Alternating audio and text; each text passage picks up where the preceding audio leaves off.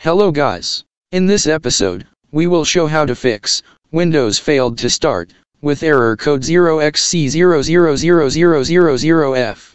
To do this, we need to be able to open CMD. In the process we will use a bootable USB flash drive to run CMD. You can do the way you know to get the CMD out. Let's boot the Windows installer into the bootable USB flash drive. The operating system we use is Windows Server 2012. You can also do this in Windows 10 and Windows 11. Click Next. Then click Repair your computer. Then Troubleshoot. Then Advanced Options. Then Command Prompt. Now the CMD is opened. Type bootrec /fixmbr. Then enter. Then type bcdedit /export /c:/bcd-backup. Then enter.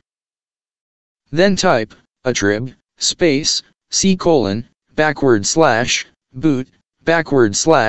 /bcd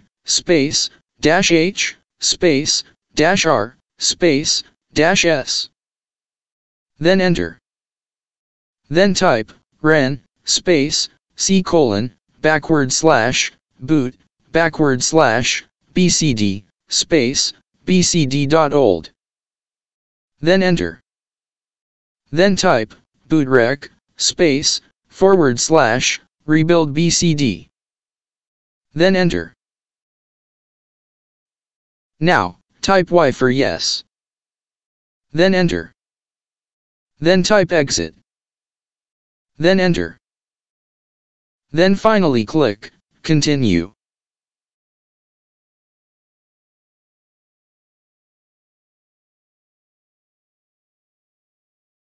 I hope this video was helpful. Don't forget to like, share the video and subscribe to our YouTube channel for more video tutorials.